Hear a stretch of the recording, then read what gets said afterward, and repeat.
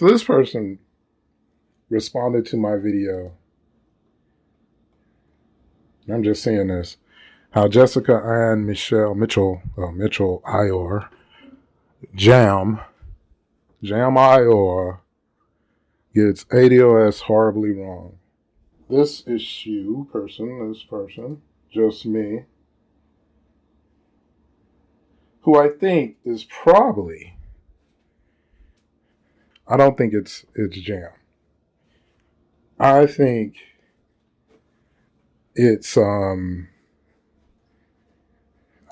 maybe it's a separate person, and maybe it is JAM. Maybe it is JAM. I'm just saying I don't think it's JAM.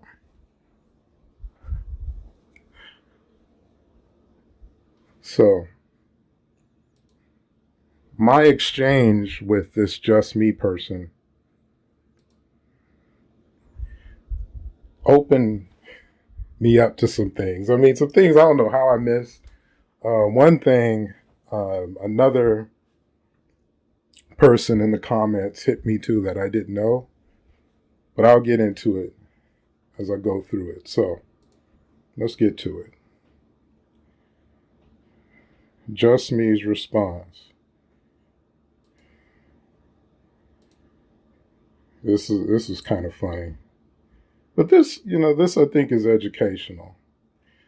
But, let me say who I think this is. I think it's Haven Bullets pretending to be a woman.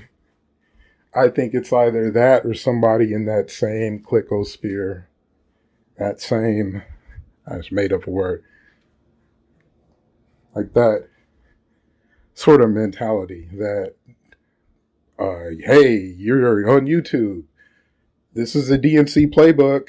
I will pay you. I think that's what's going down. I think these people are paid by the DNC. And it's not going to work. Now, I can talk about some other people that they're clicked into, but I'm talking about these YouTubers who I think I'm engaging, and I could be wrong. It could be JAM. Sounds kind of like JAM. But even if it is, it's still same person paying them. And the reason why I'm saying that they're getting paid, that I'm playing the conspiracy card, is you start to see a lot of the same clicks, the same people. And let me get to the questions, because that will bridge into the details, because right now I'm speaking pretty vague. Said, you should have listened in full before making a response. No, I shouldn't have. Every time I kept checking back to it, it was stuff that really wasn't worth getting into. All right, so to make one point, John Tatton doesn't need to be a member of PFER. PFER is under the network of organizations funded by him. Network includes tech workers. Tone retweeted. I'm not sure about that because I watched the video and she didn't have that up long enough for me to even see what was going on, and I didn't rewatch it. And I was trying to see, so it wasn't on me. Like it was a bad production value. Anyhow, second point. ADOS tells you if the Democrats don't give reparations on the presidential campaign, then you should vote for the Democrats down ballot. Now, let me just pause this for a second. This is going to kind of be a long video. That's why I'm trying to get to it under 5 minutes. But I can tell this is kind of going to be a long video. Anyhow, back to it. This is just me responding to the video. And I always forget the title, how Jessica and Mitchell Aiwuyor JAM gets ADOS horribly wrong. So, this is their second point. The first one was that John Tatton doesn't have to be a member of PFER. Because I was asking about that. I'm like, is he even a member of PFER? But so, an angel funder, I guess, can have influence. Okay? Can have, wait, let me see. If you're going to, and then should vote for, all right. Anyhow, I'll get to the second point. Okay, well, let me finish there first. It said, point being, there looks to be a connection to Tatton. Because the person, see, this does sound like some Haven Bullets nonsense. ADOS tells you if the Democrats don't give you reparations on the presidential campaign, this is their second point, then you should vote for the Democrats down ballot. So you're going to ignore Supreme Court appointees, federal judges' appointments, but you're still going to vote for Democrats down ballot. Make it make sense. That's your second point. 3, by your admission, black immigrants make up only 9% of immigration to America, and yet look at all the attention ADOS gives to them, killing Pan-Africanism, etc. Number 4, ADOS has attacked and tried to delegitimize various reparations groups and advocates, from NCOBRA to Dr. Claude Anderson, listen to these words, to Ta-Nehisi Coates, Nicole Hannah-Jones, etc. If you're suspicious of her going after ADOS, then what do you make of ADOS trying to eliminate every other voice outside of their camp? That's point 4. I'm going to address all these. I already did. I did days ago. This happened days ago. And this is what sparked part 2, because my response to this, you'll see. Number 5, she also noted how ADOS wastes his time attacking celebrities and movie roles, etc., when she repeatedly noted have nothing to do with reparations and only serve to stoke division. If they're such strong advocates for reparations, then why aren't they focused on reparations? Okay. Point number 5. Number 6, who do you think is funding Yvette and Tone? Jessica noted that many people within ADOS movement have called for a POC, etc., and they repeatedly come with excuses about why it shouldn't be done. Her suspicion is because official organizations will have a paper trail. Where does all this money from those anonymous super chats even go? Do you know? So 6 points, and that was the 6 points of all the things I said in my video. Those were the 6 points to respond to. Are you conceding the other points that I made? Because it sounds like they're conceding the 9%. You're not arguing with the 9%? So my response to this, it's going to be crazy reading my own writing, because all right. Wow, I responded to all 6. And I said, yes, he does need to be a member of PFER. Otherwise, what are you talking about? How are they related? The reasons are nonsensical and conspiratorial when you have no evidence to begin with. You can't establish the network based on many degrees of separation with Tanton alive, and he isn't even alive. Jessica didn't leave Tone's tweet up long enough for me to read it. I was listening to her and reading the tweet, and then it dropped. I can't speak on it until I rewatch, but it doesn't really matter when she failed to establish Tanton's network as a thing. The person who really started pushing this conspiracy was Talib Kweli's Blackfish and MC Chastity. You know, if you remember Chastity, was one of Talib Kweli's fans. She was pretending to be a Mani, pretending to be a black chick. She was blackfishing.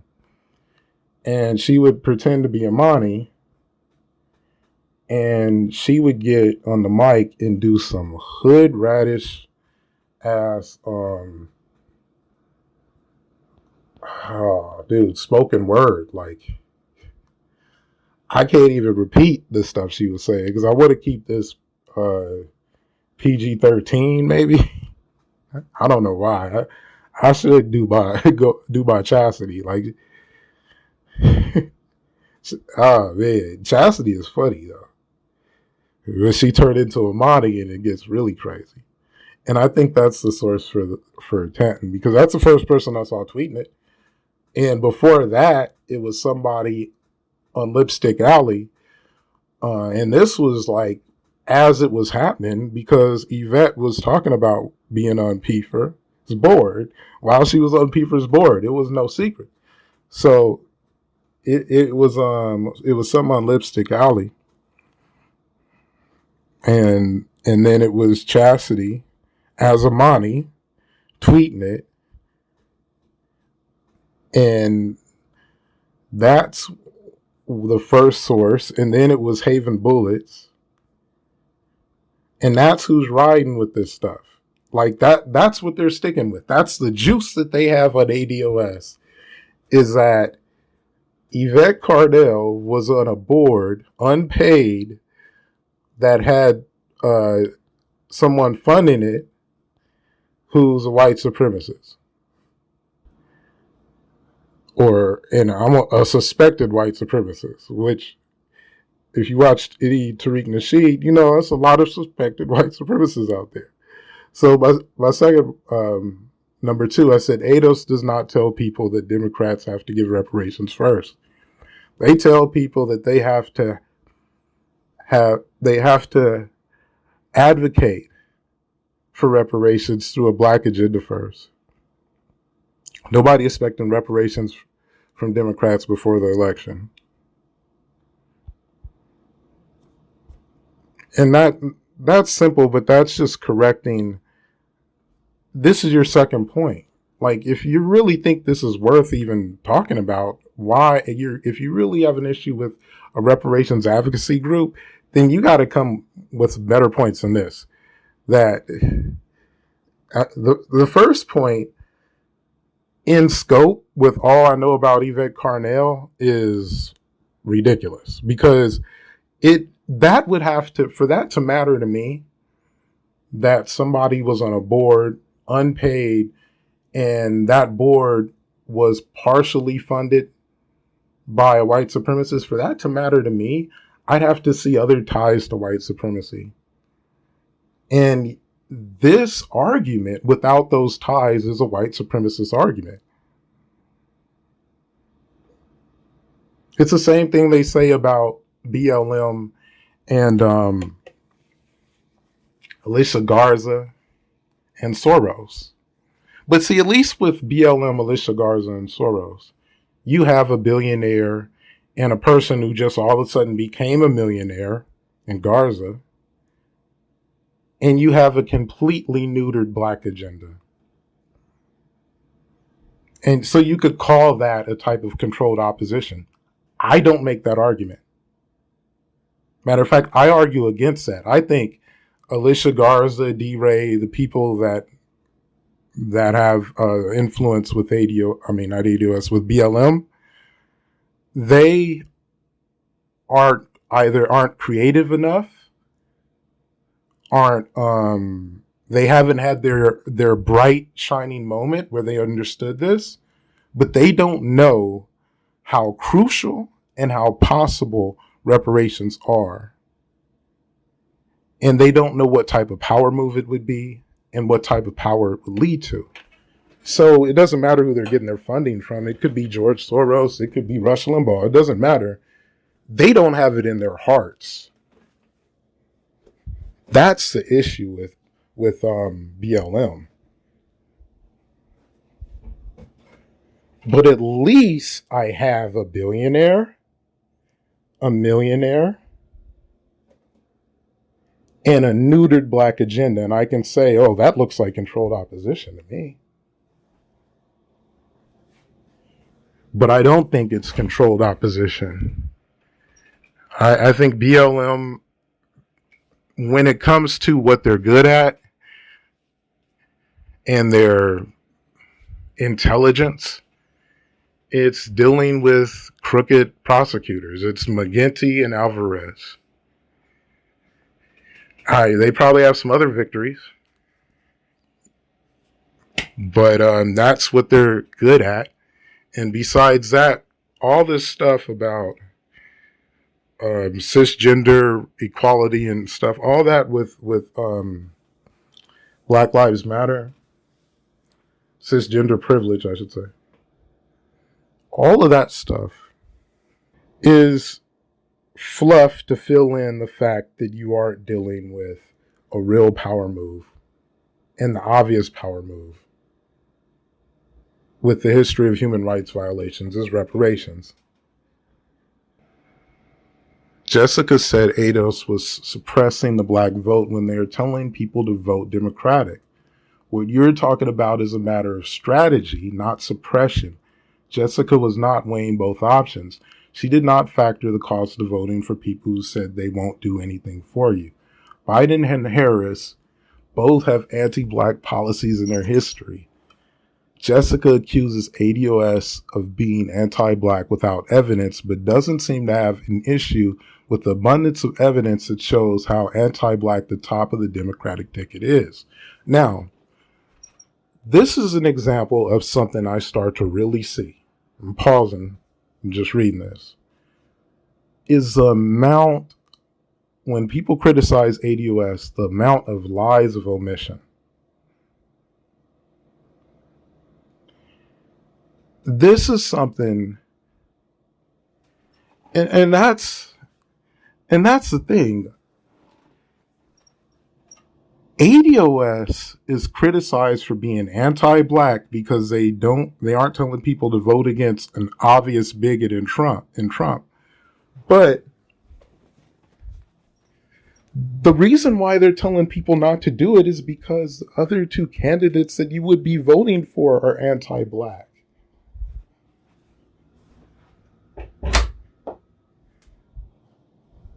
If you don't mention that, that's a hell of a lie of omission. And that is consistently what you get with JAM. Oh, JAM, JAM. It's not just a matter of voting for people who aren't offering anything. It's a matter of voting for people with a tangible, traceable history of anti-black policies. What is the cost of endorsing that? Yvette Carnell often points out that high courts often seem to be conservative when it comes to black people in cases like the Comcast versus National Associations of African American Owned Media. Speaking of, Jessica did not credit ADOS for going to the Supreme Court to fight for universal civil rights. You write a 20-plus page article on ADOS and you don't mention that is one of the many lies of omission. I think I wrote that wrong. But anyhow, you see what I'm getting at. I'm like, as I'm doing this, I'm starting to see there's a lot of lies of omission with JAM. And I'm just kind of tracking them down and writing them down. So, number 3. And number 3 is responding to, I forgot what her third point was. I'm assuming just me is a she because they have a lavender colored J. So I'll call just me a she, even though I think it could be Haven Bullets as a sock account of a woman. But anywho, and I've been trying to debate Haven Bullets straight up. It'd be a good debate because we're both anonymous. So anybody who hears this, 42, Haven, let's get it on. All right, so the third point was, by your admission, black immigrants make up... By not just my admission now, it's the fact that you aren't contesting that. Because if I were to say, or if you were to say that, and I look it up and I find out it's incorrect, then it's a different conversation. Because if we were letting in more African immigrants, and it'd be a different conversation. Because they probably would have a different opinion on reparations. So, number 3. What does that have to do with Pan-Africanism? Being anti-ADOS is what kills Pan-Africanism. Hosting Jessica is what kills Pan-Africanism. Samboing for the Democratic Party is what kills Pan-Africanism. A better question is, why did Jessica give immigration so much attention when immigrants are only 9% black? You didn't we need to know the breakdown if you're going to make this argument that the browning of America is good for ADOS political policy. And when I look at the numbers, it's not. So a better question, like I said, is why does the DNC platform, I'll go back to that. Why did Jessica give immigration so much attention when immigrants are only 9% black? Oh, you need to answer that. inquiring minds want to know. A better question is, why does the DNC's platform mention immigration 30 plus times and reparations once? A better question is, why did the CBC show up to fight for DACA at the Supreme Court, but not the Comcast versus National Association of African Americans owned media case at the Supreme Court? Mouth is kind of dry, and I don't think I have anything to drink. Okay, we could talk about the many little reasons why the ADOS founders focus on that 9%. I might even agree that some of the reasons are petty and inconsequential. However, it's not the big picture, and it's not inherently divisive when ADOS has plenty support from immigrants, especially black ones. And that's another lie of omission. JAM does not mention that ADOS is supported by, seems like, from maybe half. I mean, how many immigrants really talk about it? You know, you have that one dude, TD Media. I think he's Haitian. There's this one dude who's more like FBA, kind of has some wishy-washy suspicions or whatever on ADOS, but in general, he supports ADOS. Like he agrees with Yvette and Tone 9.5 out of 10 times, but he's a big Nasheed and Jason Black fan. So you have people like that. You have, so I go in and start naming people. I think I named some people later on. So my number 4, my response to number 4. Number 4 was the one where Just Me talks about ADOS attacking people. And this is a good one. So I said, let's be honest about N'Cobra. N'Cobra joined Twitter to attack ADOS, which is incompetent. N'Cobra was invited to MSNBC to call ADOS illegitimate, which again links the DNC, MSNBC, Joy Reid, Malcolm Nance, TV1 coordinated clique of DNC shills. N'Cobra didn't come to ADOS brotherly. They came to ADOS with conflict. Now let me repeat that. N'Cobra was invited to MSNBC. Now, this I can't really say. I don't know if that Thompson dude, the one who's always wearing the yellow dashiki, I might have his name down later. But anyhow, yeah, Mark Thompson. I don't know if Mark Thompson is really a card-carrying member of N'Cobra. I suspect he is, but it really doesn't matter. But anyhow, that's who I'm talking about. You know, so N'Cobra invited to MSNBC to call ADOS illegitimate, which again links that DNC, MSNBC, which links the DNC, MSNBC, Joy Reid, Malcolm Nance, TV1, coordinated clique of DNC shills. N'Cobra didn't come to ADOS brotherly. They came to ADOS with conflict, got brought back. Then they played the victim. Literally, Mark Thompson accusing ADOS of assaulting him. He is ADOS and assaulted a black immigrant, but it was still resolved with N'Cobra, and she didn't mention that. Yeah, JAM didn't mention that. Technically, N'Cobra and ADOS have deleted some tweets and, you know, wiped their hand, and it's not a big thing.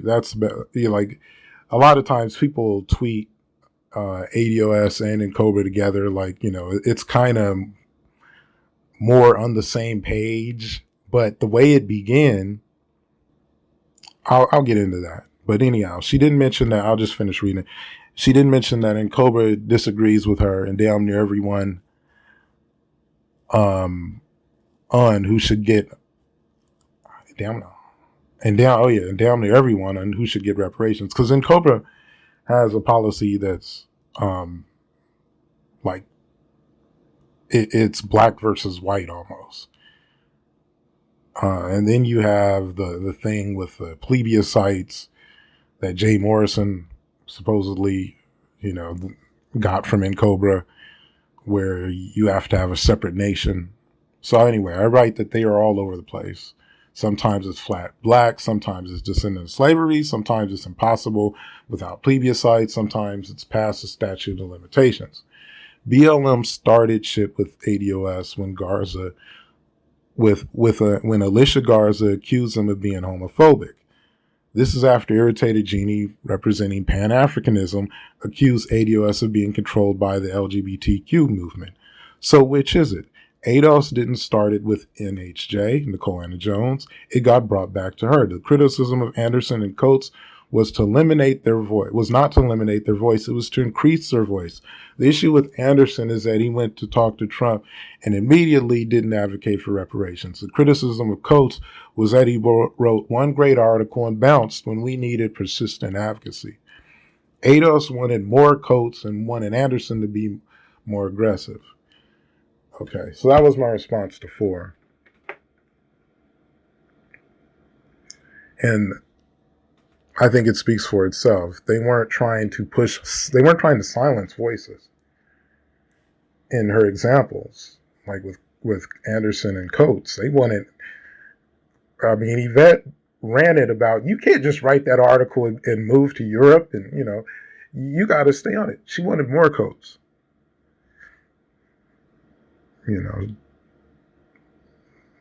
I think she liked the article from what it sounds like, but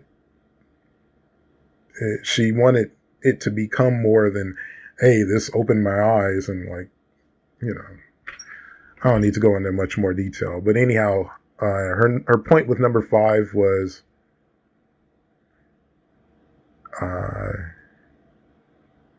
that they attack people and it's not about reparations.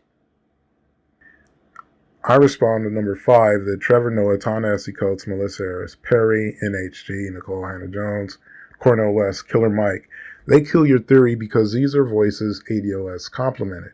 So if they're trying to silence and push other voices out, then why are they complimenting people? Yvette Nicole Brown, Talib Kweli, Wendell Pierce, Alicia Garza, NHJ attacked ADOS first or had a disproportional response. That is why the ADOS founders brought it back to them.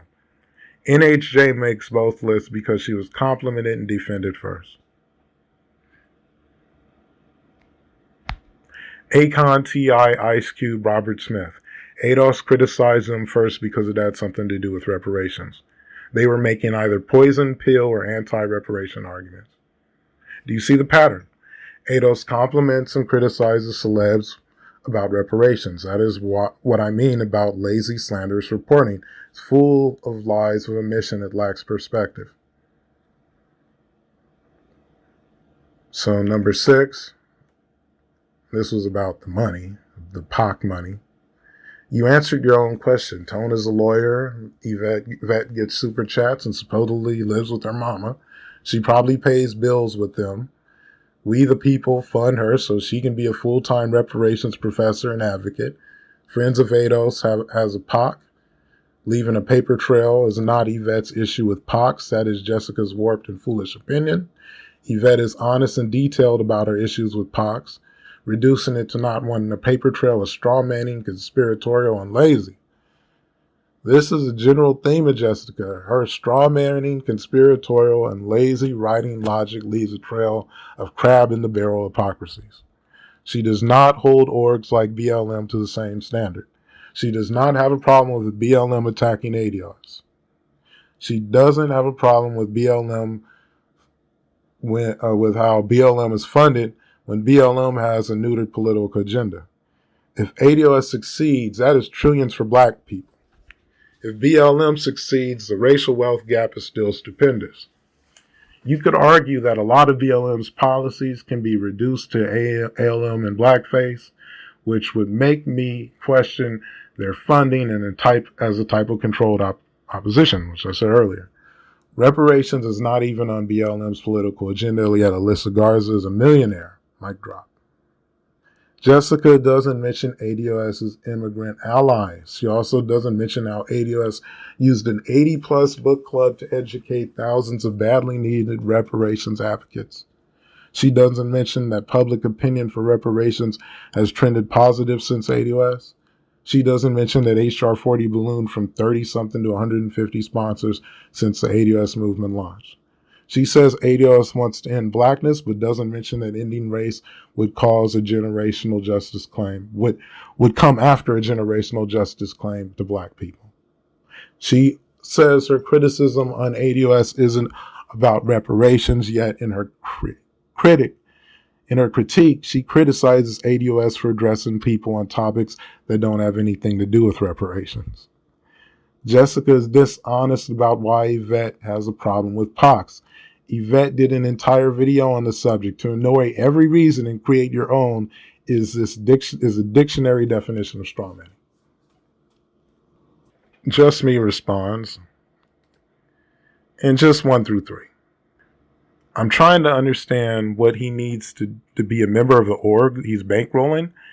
That's how being a billionaire works. He's paid to do the work, bro. But Yvette has no money or for her board to be a board member. Okay. No Yvette, but no money, no org for her to be a board member. Okay. That's how being a billionaire works. How was Tanton a billionaire? I don't know. Like maybe he's a billionaire. Oh, wait, let me see. What was Tanton's net worth? Okay. Like, is she talking about George Soros?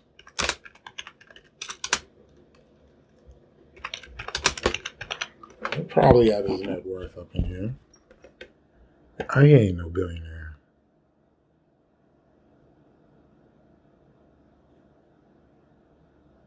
I don't see anything. I mean, he's been deceased for a couple years.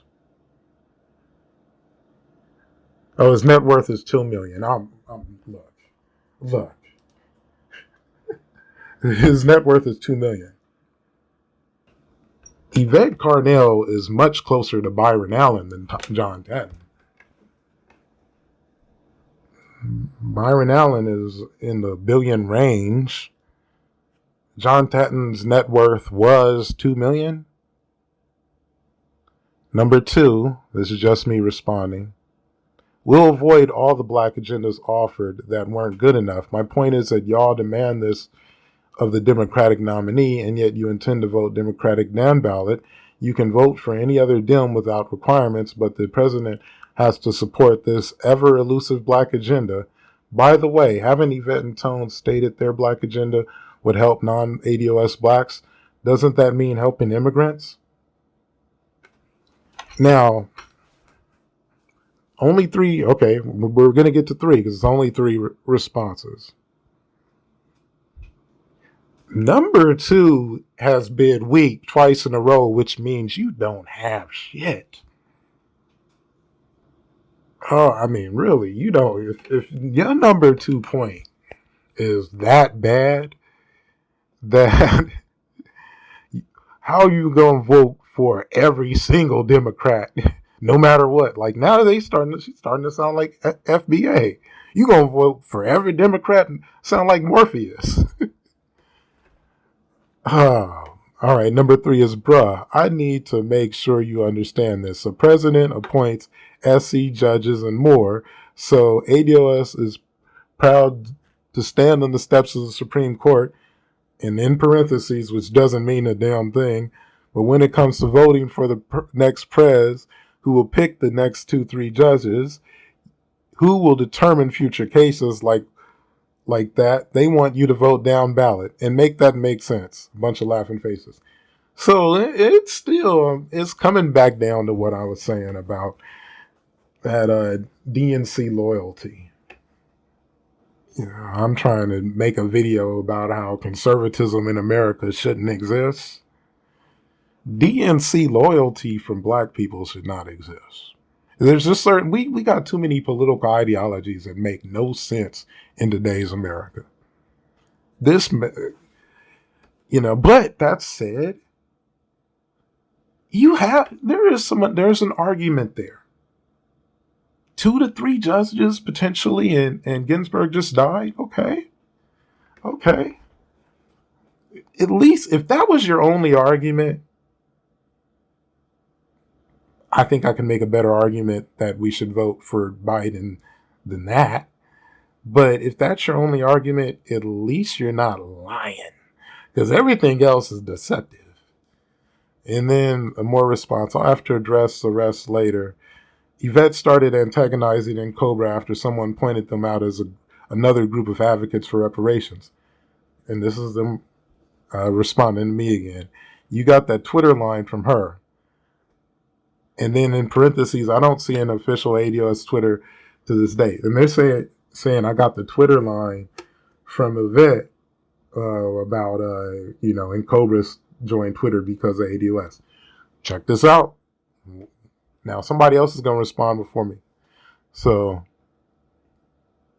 I'll leave it at that. Hold on.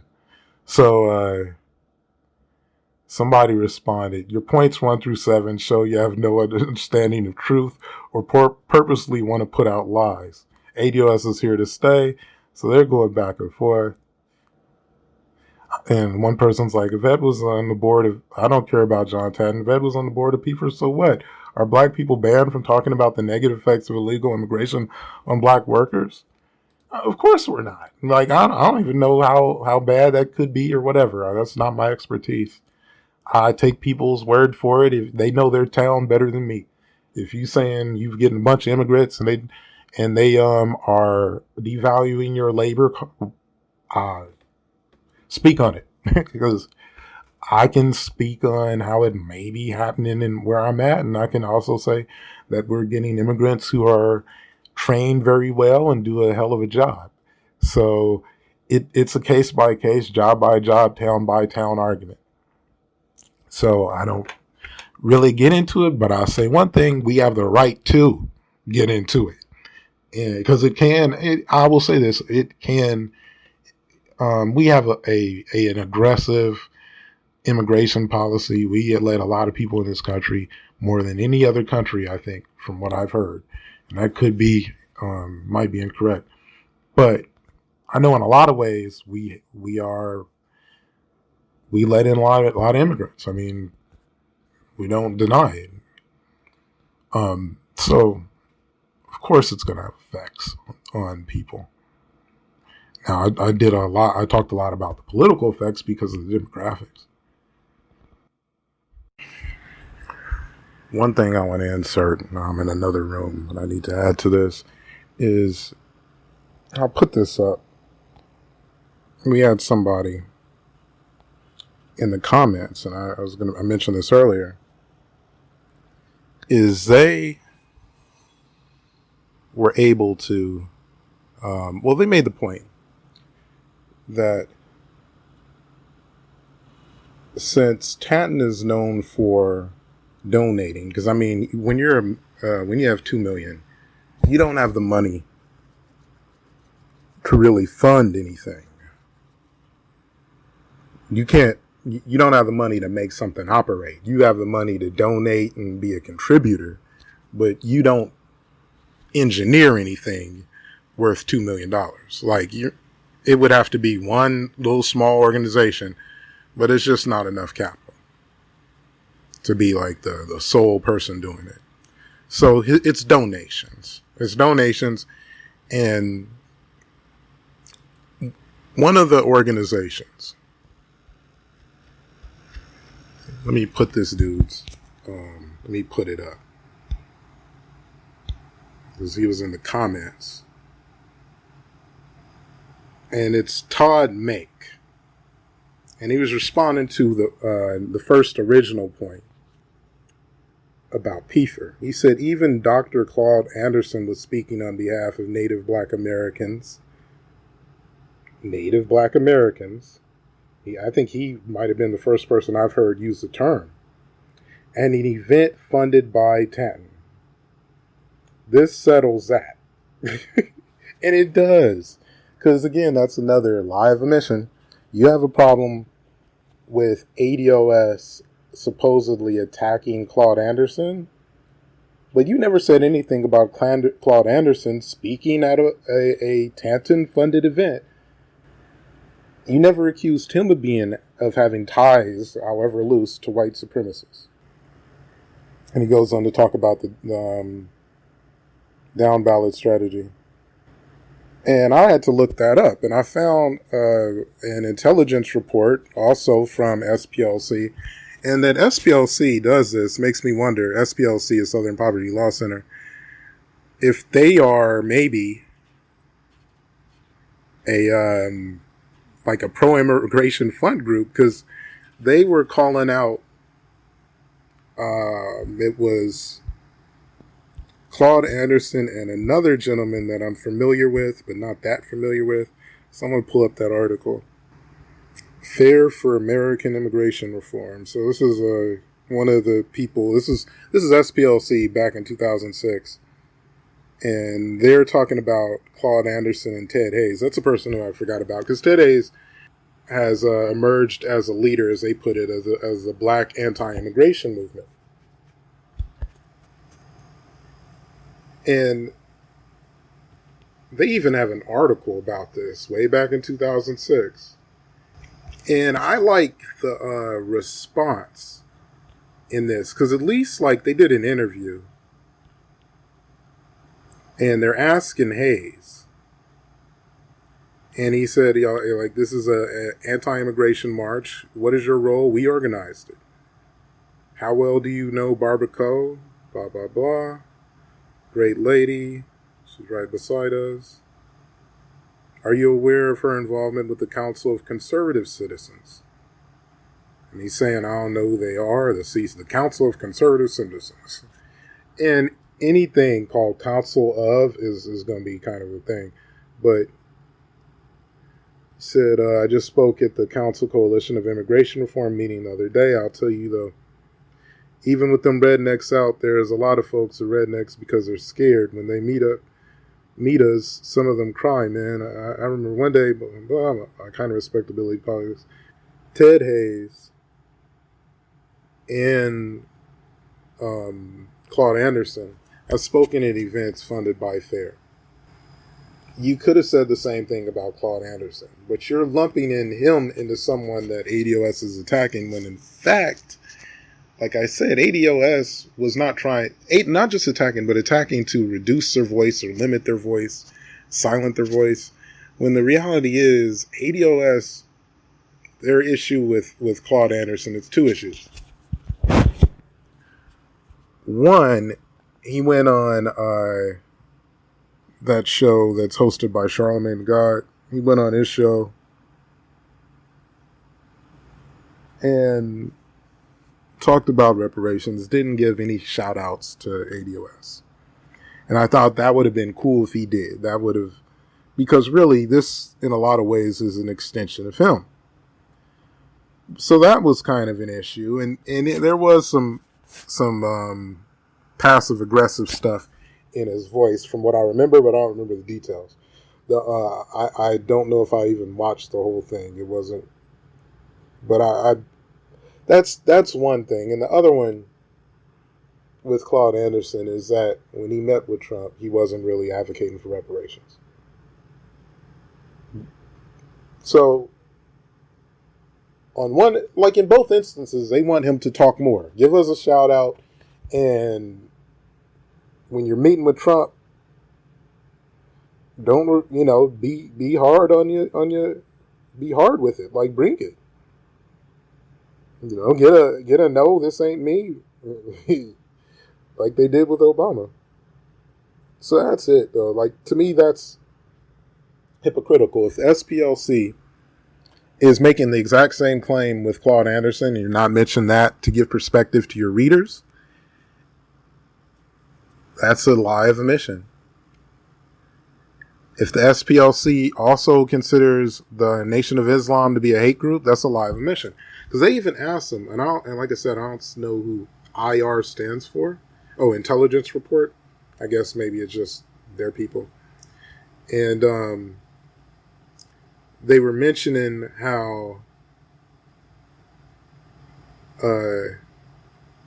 Fair doesn't have the best reputations among blacks, and I think this is Claude Anderson they're talking to, and this is a good quote. He said, "I read some of the stuff on white supremacist website Stormfront, and some of the stuff they write, it's like I wrote it, and it's not racially prejudiced. Sometimes it is, but usually it's a nationalist thing. And am I going to stand up for Stormfront? Of course I'm not, because they're a bunch of redneck racist mother," his words. "But the statements they made were true. Now I have black people tell me, man, you saying the same thing the KKK is saying. Well, then we're both right. I'm sorry that we happen to agree on this." And that really is all it comes down to. A white nationalist can be right about immigration. Now, why they're right is where I might part company.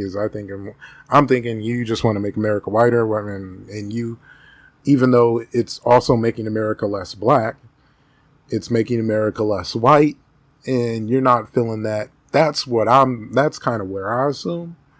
But just from a political power perspective, we would agree. I don't want to make America more brown when I'm seeing brown people that sound like Bin Laden's niece, sound just as MAGA as anybody, as rednecks, or even worse. Yvette just did a show where she was talking a lot about white Latinos and all that. I can't trust those numbers. If it was 15% African immigrants or 15% people who classify as black, I might have a completely different stance on immigration. And even then, I might not, because I don't know where their heads are at. And like most of the people who classify as black immigrants that come to this country that I know would not stand in our way. If anything, would be allies when it comes to reparations. But one thing we see is you have people like Joy Reid who are promoted. You have people like Lovey who are promoted.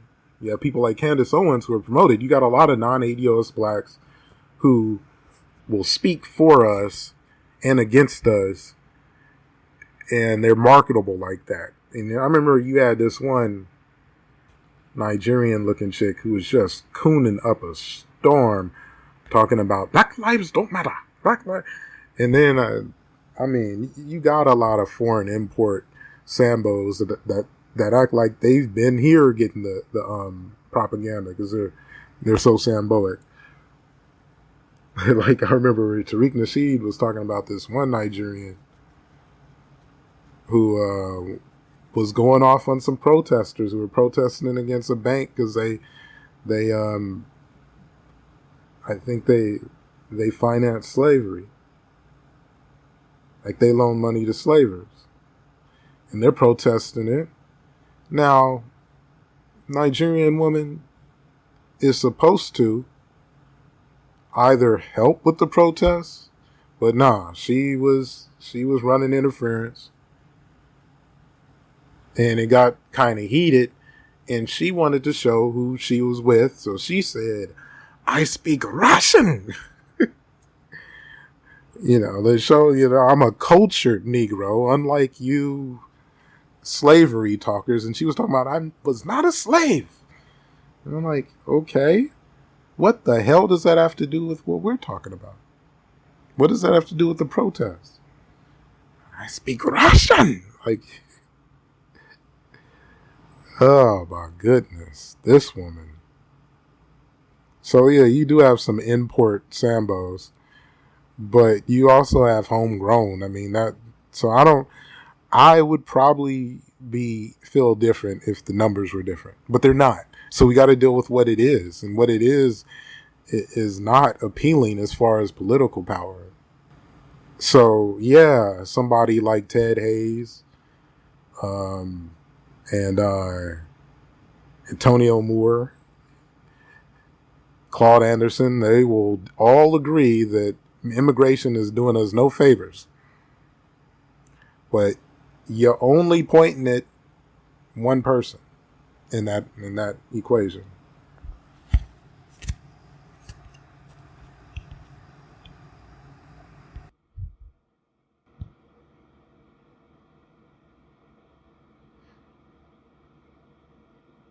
So I had to respond to just me. I said, whoa, whoa, whoa, you didn't address in Cobra. Vet started antagonizing in Cobra. Come on and tell the truth. That is not what happened. And Cobra retweeted Mark Thompson and Malcolm Nance, who both lied about ADOS on radio and television. They retweeted Mark Thompson when he said that ADOS was not a legitimate reparations advocacy group. And you know who else did that? Or I don't know if they were saying they were illegitimate, but JAM tweeted that NCOBRA is a legitimate reparations advocacy group. Then they presented themselves as a legitimate reparations advocacy group. Official Twitter is Twitter fiat. I don't care who has a blue check. Who cares? I mean, and Cobra had no social media presence on Twitter. I was advocating for reparations on Twitter since 2014 and never even heard of NCOBRA. This is an environment where they could challenge politicians, columnists, advocate for reparations, debate, and grow their general presence, and it was damn near non-existent until 2019. People like the late Conrad Worrell joined in March of 2019, and their first tweet about ADOS was negative. As a hashtag in Cobra was tweeted less from 2017 to 2018 than ADOS is tweeted in an hour.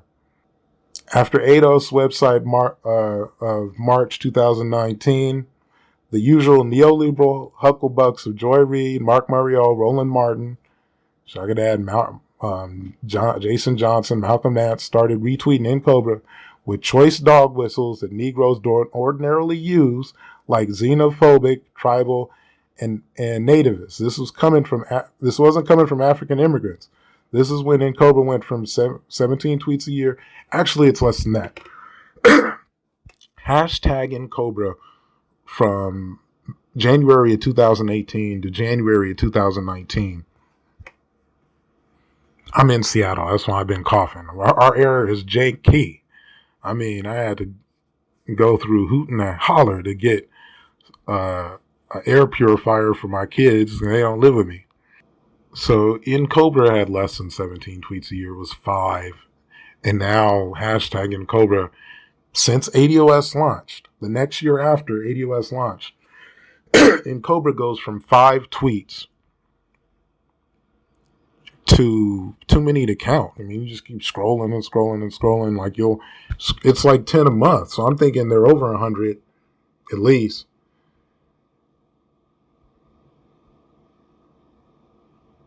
You go from 5 to scrolling. That isn't a line from Yvette Carnell. That's Yvette telling the truth and me repeating the truth. So you ain't saying the truth. We're telling the truth right now. ADOS made NCOBRA's presence on Twitter. I mean, to their credit, it was 5 hashtag NCOBRA tweets. To their credit, that's about it. You know, to the people who did it, I salute you. You were advocating for reparations more than not necessarily the founders of ADOS, because they were advocating before their ADOS was formed, but it was more than 0. 5 is more than 0. It's more than nothing. I mean, think about this for a second. You know, in football, American football, you got the fullback position, right? The fullback position, if you're not familiar with football, in football, it's harder for kids to pass than it is to run. Because, you know, passing requires some kid reading the defense enough to see that somebody is open, throw a good pass, and the kid has to catch it. And after the kid catches it, he's barely caught any balls, so now he doesn't know how to tuck it away and protect it. He ends up fumbling it. So it's a harder thing to do. There's less passing earlier in football, and there's a lot more passing later. Like pro football passes more than they run, generally. But even in pro football, a lot of times you'll have a fullback who's a running back whose job is to mostly lead block for the other running back. And you keep the fullback. I think they keep fullbacks in the NFL just because it I think it's easier to, once you get used to running behind somebody and following their block, that becomes a read that can make a difference in you getting one more yard. And statistically, that is a big thing when it comes to the efficiency in your running game. So I'm even in these big time passing offenses, I'm like, you know what? You should always at least have a tight end that can play some fullback. You know, have some lead blocking plays, because a lot of times in lead blocking plays, they end up hurting people. Now, the reason why I'm bringing this up is because when you see all these people tweeting in Cobra, them lead blocking plays, a fullback thing can hit. That's like a bat around in your offense. It's a nice thing to have. And that what I'm saying is like it's like they're being the fullback, but you're blocking for a group that only tweeted #in Cobra 5 times. You're trying to block. It's like in high school, you're trying to block the best athlete on the team to set up somebody who has shown that they aren't really moving things. And I'm like looking at, you're doing a whole lot of blocking, and then it's like, well, who are you blocking for? In Cobra? And this is another lie of omission. You should know that they only were tweeted 5 times. You should know that in Cobra had no Twitter presence. You should know this. You can't just lie and people act like we can't see what's going on. We can't count the goddamn tweets. 5 times? I can't stress that enough, because it shows that ADOS made in Cobra. Or I should say remade. And what they remade, unfortunately, was a bunch of assholes who pretended like they weren't doing nothing when they were retweeting somebody who went on MSNBC. Let me keep reading, because I mentioned that. After Cobra retweeted Thompson and Nash called ADOS bots. Thompson said that had a whole bunch of, didn't mention their name, but and later Joy Reid did mention the name. They were calling them, I forgot all the words he used, but you go back and look. I think he said they were COINTELPRO, something like that, which is really, I mean, like COINTELPRO, like we're talking Zoolander. Okay. After Cobra retweeted Thompson and Nash, ADOS and others gave them the business. We called them out for hucklebucking for the CBC and not requiring that they sign HR 40. When we started calling them out like that, that is when HR 40 blew up. I saw Cobra do a YouTube broadcast where they were questioned about how Thompson could be used to discredit ADOS. One of the Cobra people said that Thompson was his nephew. I'm serious. There's some elders, and they felt like Yvette was being cruel and deceptive because she ripped them and erased her tweets, but also felt like, and so did Conrad Worrell, felt like it was a sign of a potential truce. They never came clean about how wrong it was to tweet Thompson on Joy Reid. They don't take responsibility for starting it, but from that point on, I haven't seen much friction with ADOS and Cobra. I even joined them. And then I respond to her other points. John Tatton, when she did the 1 through 3, the first one was about how John Tatton can still have influence or fund through funding or whatever. But John Tatton was an eye doctor. How much bankrolling could he do? And like I said, he's worth $2 million.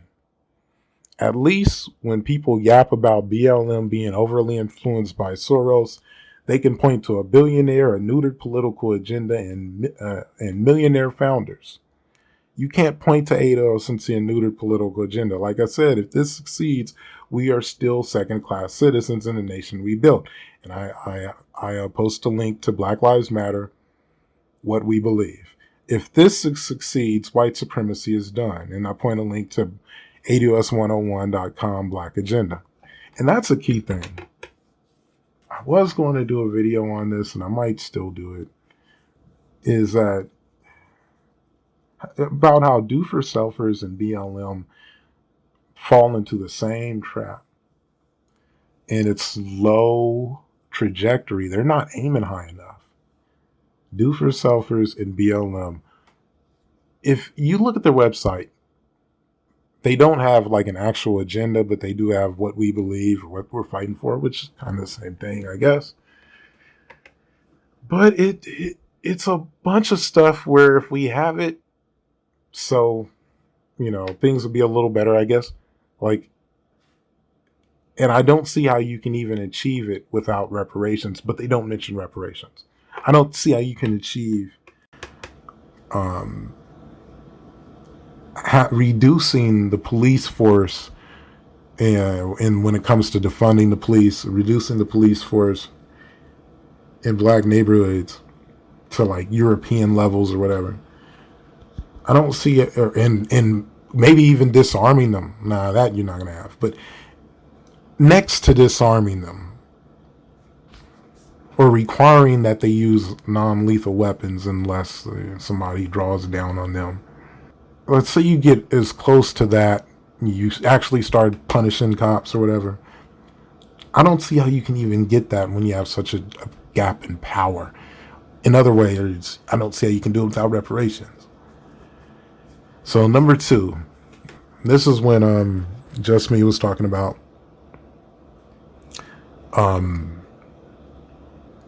the elusive black agenda, that, we're not satisfied with any agenda that the Democrats are putting. Now, this is nonsense. That's what I mean about having a bad number 2. There were no black agendas that were even close to being good enough, so there was nothing to avoid. I wish we were avoiding agendas. Show me some black agendas that ADOS avoids. Williamson was getting close because she was enjoined by ADOS. Voting Democratic down ballot is not about voting for any Democrat. If you are actually doing research, you would know this. You would know what type of Democrats they want to replace. You would know what type of Democrats you want to replace. The black agenda is not elusive. It's simple and plain. We need reparations because we be a wealthless bottom class after 400-year conveyor belt of human rights violations. And yes, their agenda would help non-ADOS blacks and even poor non-blacks in places like Flint, which is another lie of omission about how ADOS wants to de-emphasize blackness. That's true. Because nobody's mentioned that ADOS wants to fix Flint's water. And there's a lot of white people living in Flint. And there are places in the agenda, and I'd have to look it up because I don't think it's mentioned many, where it's like, this is just for black people, not even just for ADOS. It's like so there are portions in the agenda that are just flat out for black people, even immigrants, I guess. So this person is mentioning that like it's a bad thing, like I'm supposed to be hating, like me after I've called myself a Pan-Africanist. I would have a problem with that. No, the problem is that you're not mentioning that. You're calling somebody a xenophobe when their policies are not xenophobic at all. There is a focus and an identification on being a descendant of American slavery, and there are some things that are specifically for descendants of American slavery, but I don't think ADOS is saying that like an HBCU should be 100% ADOS. Maybe predominantly ADOS or 70 or 80%, but I didn't, and I'd have to look at it again. But this person is just me is already acknowledging this like they're catching me in hypocrisy. No, the hypocrisy is that JAM wasn't acknowledging this when she did the 20-page report.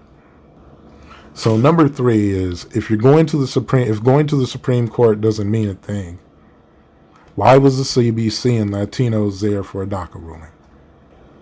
America, people go to the Supreme Court all the time, and they know that technically they aren't even supposed to influence the decision. However, the reason why you go is so you influence the people who will accept or deny the next one or the next nomination. Because let's say you did have oh God, I can't even imagine it now. We'd have to swing things tax-wise and everything so hard to the left. But let's say we did have like 20 years almost of like Bernie Sanders, and there was more of a political market for Goldwater Light, something like that. You know, like I won't even say Reaganomics. No, like we wouldn't want to go that route. But let's say you had something that was kind of like I'd say Goldwater, right? Like pre-Republican Reagan, pre-Reagan Republican. They might look at a demonstration in front of the Supreme Court and say, I want to appease this demographic to get their vote.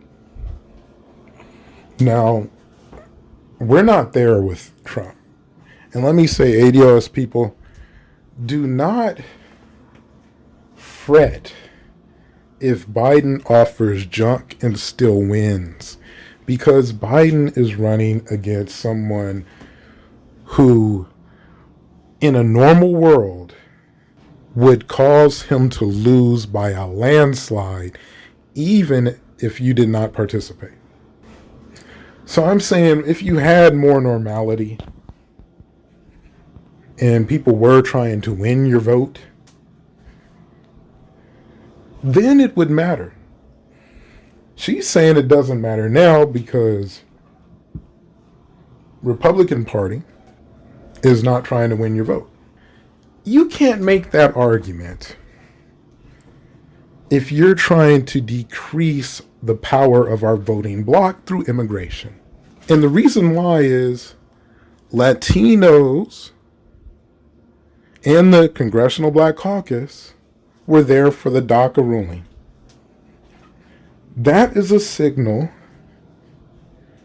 to Biden.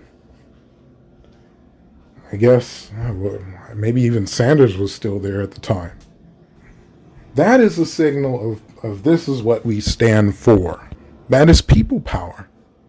So I just wanted to bring that up. And America's paid reparations to white people, Indians, Japanese, Europe, capitalism, and animals. Always add animals. Because that's what a wildlife bill is.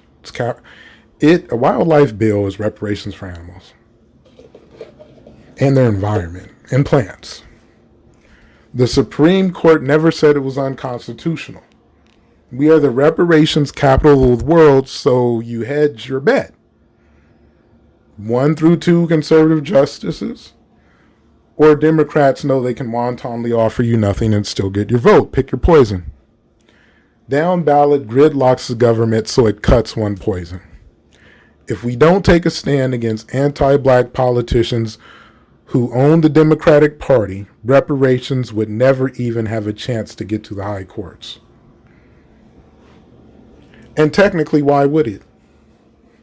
Indians get reparations from crimes that are way older than Jim Crow. Now, that's my last point, but let me really explain what I mean by that. Why would reparations get to the Supreme Court when you already have people who are getting reparations from a period in which America didn't exist? That means anybody can get it. Native Americans are getting reparations, sometimes through tribe or whatever, but they're still Americans, so you don't need a new nation. There's no reason for it to even go to the Supreme Court. Now, you'd say, this is America. America's racist. They'll find a reason. It could happen. Okay, granted, it could happen. Pick your poison. And be honest, this is about picking a poison. This is not about voter suppression. You can vote for candidates that are objectively anti-black to replace one that is objectively anti-black. And you can say, well, this one's anti-blackness is not as strong. Okay. I think a better argument against Trump would be that let's remove black politics and talk about COVID. I think if you're going to make an argument to vote for Biden, it should be not about Biden at all. It should be completely anti-Trump. If that is that, that should have been, it should have nothing at all to do with no goddamn $2 million tauntaun. I could be a better neoliberal than these fools. And like I said, if I would have a different conversation with myself if I was in a battleground state, because with the president's approach to dealing with COVID, it's hard for me to even have a relationship with my sons. You know, now it's like, how often should I have them? They could get me sick. They could get their mama sick, you know. And the only way we're going to deal with it, thanks to Trump in a lot of ways, by his own admission, he's not the only one, but by his own admission, I think if he was advocating in the other direction, he could swing McConnell. And he'd have the power to do things right. But thanks to him, we're reliant on a vaccine. Why are you making an argument that has anything to do with tauntaun? This makes no sense to me. And like I said, ADOS, be ready regardless. I know if Trump wins, and I've changed my mind, like Trump had a boost in his favor after the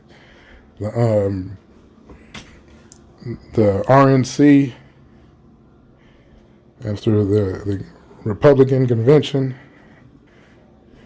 And I'm thinking, you know what? I'm seeing these states tightening up. And I think what's going to happen is Biden will win, but it's going to be really controversial because Democrats are more likely to vote in mail. And that means that Biden will win after certain states are counted, but it won't be right away. And that's going to cause a shit show. And for that shit show, if you are near Trump country, I would suggest that you and yours arm yourself.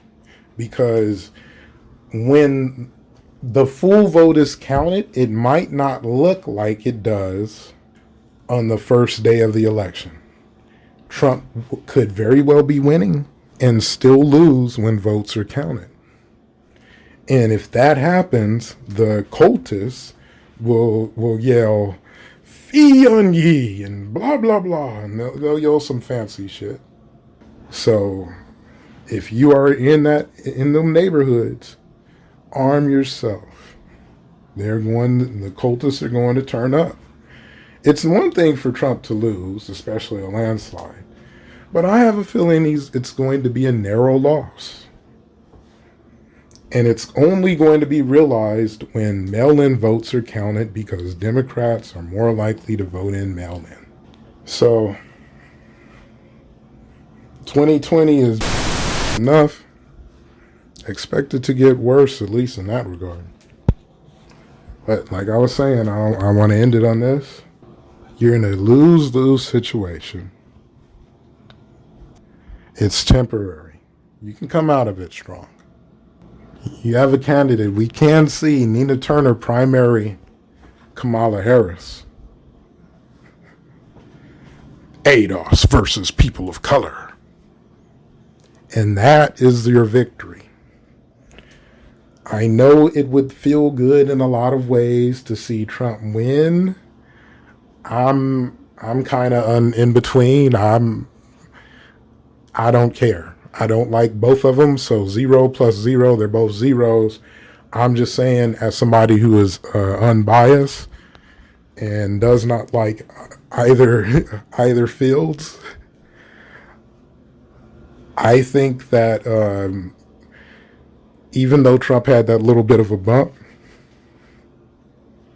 man, you can't know more about COVID than, and I say me, like I know a lot, but I wasn't sure is this how, he knew how many people were going to die.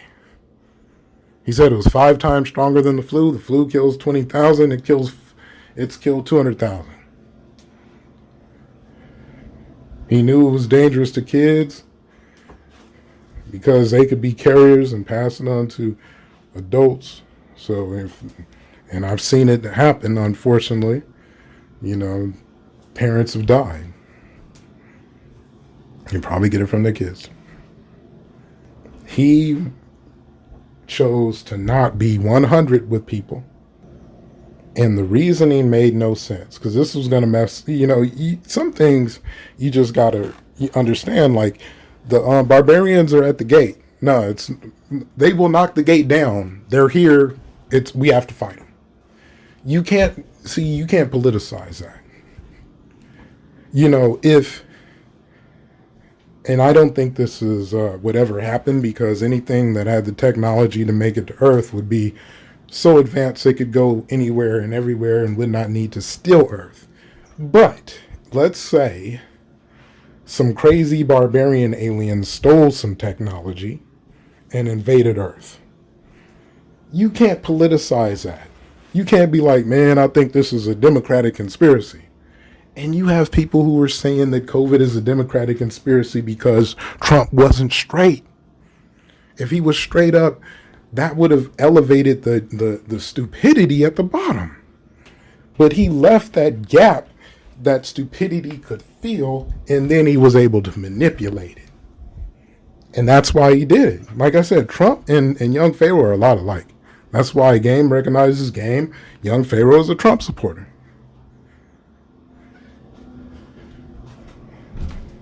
So, I'm done.